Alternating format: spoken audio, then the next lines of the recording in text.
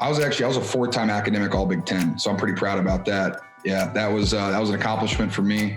And really, I mean, my suggestion to that is you got to find something that you're interested in. Like because there's a major at Iowa, or I know a lot of college, they have like a sports business major, which a lot of people take just because it's easy. I was a communications major, which I'm not saying that's any harder, but I really liked writing, and that was one thing that was interested me. So, I mean, I wrote a bunch of papers, but I enjoy communicating with people. And so like learning about how to communicate in different ways, whether it's interpersonal stuff or,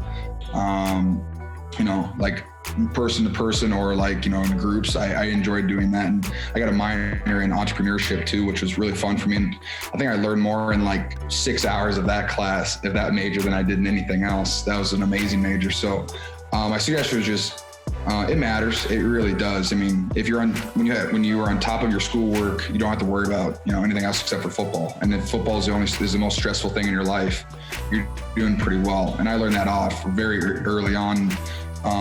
The more distractions you can take out and all you have to do is focus on football, it allows you to be a very good player because you don't have to worry about other things. You're not wasting energy on other things.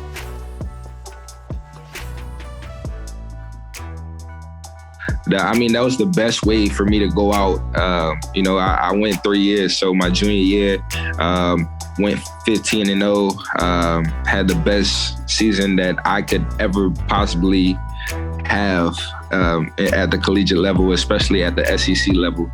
And it was a dream, man. And then finishing out at the national championship in New Orleans, it was crazy. It's really unbelievable even thinking about it. But I really wish I can go back and just reminisce on, all of the moments that I had with my brothers in the locker room, all of the good times that we had at practices, and you never get those times back. So now looking back on it, it's definitely tough to say that it was 2 years ago, and everybody split up, and now we're on different teams. So it is all crazy, but it was phenomenal.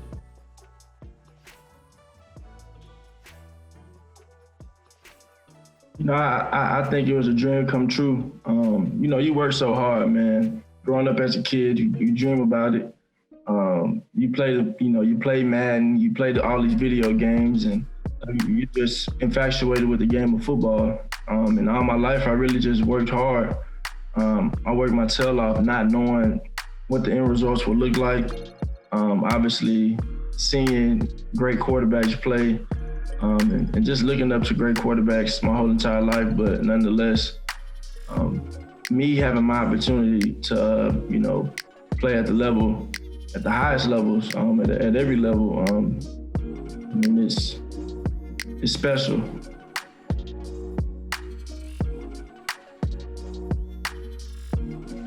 For me personally, I had one offensive coordinator when I was in high school, so I got to learn his offense. But then I come into Missouri and learn a new offense my freshman year.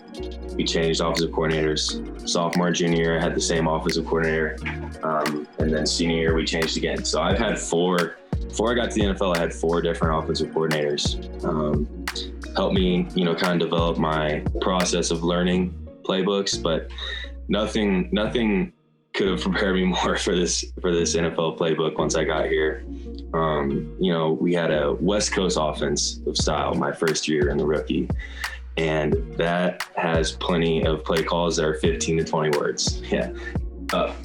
That's why, you see guys wearing the wristband, because some of them are like, I don't know, I feel like we could call this one word because of how crazy long this play call is. No one's going to forget it. Just call it crazy long play on one, ready? Like, it is what it is. But there's a lot of different aspects to these NFL playbooks that you got to get down. And if you go out there, it's not down, you're going to struggle a little bit. And it's part of a learning process. And I think one of the biggest learning processes in this league is figuring out that playbook and how to go out there and execute the best.